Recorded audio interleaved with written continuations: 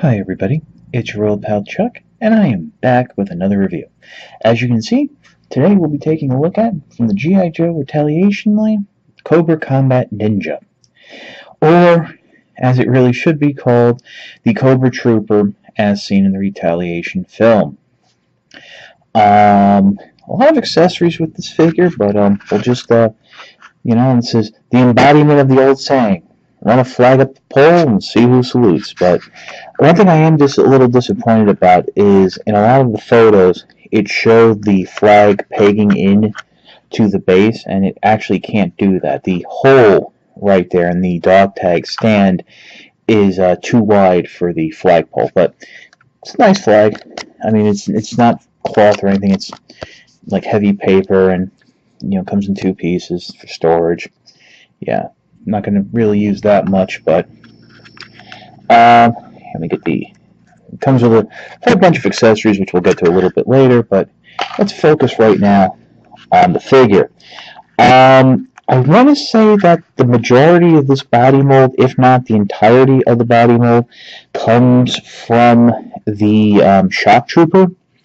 It does have, instead of that black or red design, this gray, it's a flat gray, almost like I want to say shale white, but it's like a shale with like the gray, and splattered over it is this great like cobra blue camouflage pattern.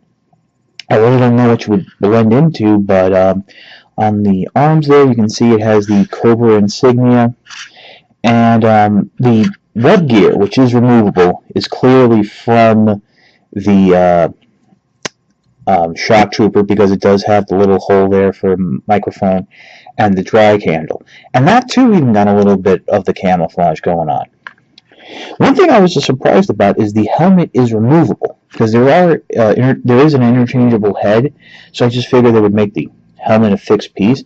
And as you can see, it's that standard masked baklavad head that we've seen for a bunch of different figures. Now the helmet is interesting, and if you'll excuse me, I'm going to try and zoom in on this, because there's one bit of detail that I wish was painted in, and as you can see, it's right there. The Cobra Fang logo on top of the helmet. I would have loved to have seen a little paint application there, like in that copper color that we historically see, or maybe even a red, just to bring that out. I'll be honest, I missed it. Having it in package and fooling around with it in hand, I actually missed it a few times until I took a really close look at it. But other than that, this is a great looking helmet. I can see this being modified, so maybe somewhere down the line, closing off this opening for a faceplate and making it a Viper helmet. But it does fit on the head, a little loose, but it's not going to come off, and it's easy to remove. And to be honest, I'd like to have a helmet that's easier to remove, that I don't have to worry about damaging the paint underneath, than being it tight and having to pull it off. So let's pause here and take a look at the articulation of the figure. Being one of the newer figures put out by Hasbro, the Cobra Combat Ninja does feature a great deal of articulation. First, ball-jointed head, rather expressive. Not a lot of the lateral side-to-side movement that I like, but for a trooper it works. Universal joints in the shoulders. Nice range of motion, although because of the bulkiness of the web gear, the arms don't fall flat to the side. Single jointed elbow that gives you a 90-degree bend. Rotation at the wrist. Left hand has the in and out wrist articulation. Right hand has the up and down wrist articulation. Now I should mention that in package, a ninja sword is clear banded to the right wrist, and as of right now, I don't notice any issues in terms of warping the plaster or whatever. But I hate to say it, but in the year 2014, I really think Hasbro is beyond the point of clear banding weapons to the hands, to the wrists, or in the hands, because that just really damages the figure, and I know it puts a lot of fans off. There is a waist cut ab crunch in there. Forward, it's not going to work well because of the web gear, but you can arch him back. But he does have a full waist joint. Well, not a waist joint, but you can bend at the hips. Well jointed. Double knees. Get a great full knee bend out of him. Moving down the leg. Side to side, ankle rotation, and forward to back pivot. Unfortunately, no rocker joints.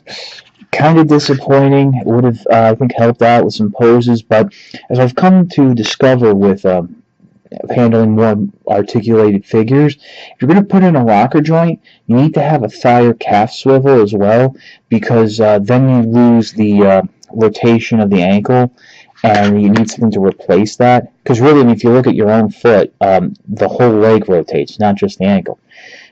But let's pause here, and we'll take a look at the accessories. Okay, we took a look at the flag earlier, and in his hand you did notice he already had one of his assault rifles. It was really this strange looking one, which has been around since the rise of Cobra.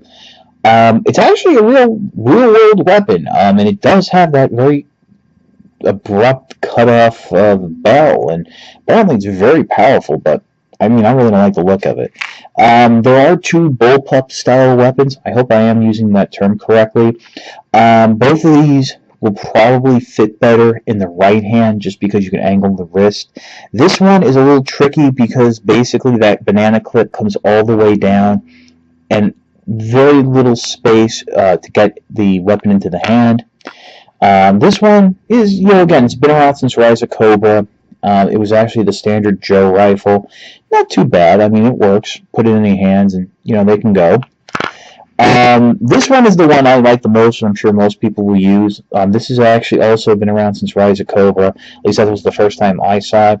It's like a sniper assault rifle. I know Snake Eyes used it a lot.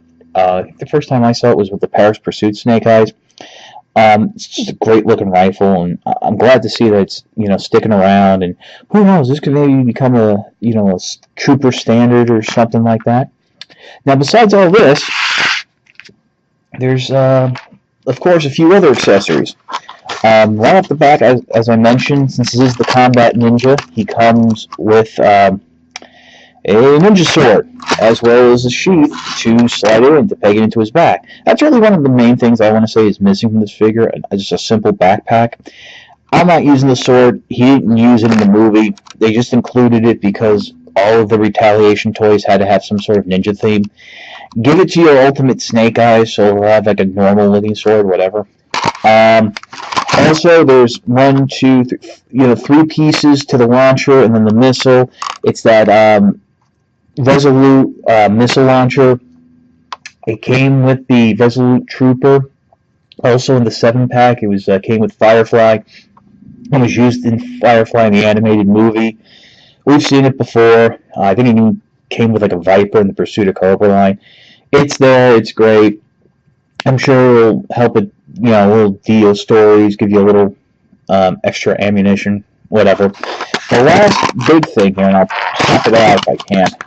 Like I said, there is an interchangeable head, and it's right here. This is actually in the comics, or so I've been told, there are ninja robots. I don't think they're called bats yet, but basically they have that same body, and this is the head they use, and these are basically combat ninjas. You can just pop it off, pop it on. I really have no attachment to it, so I'm not going to use it.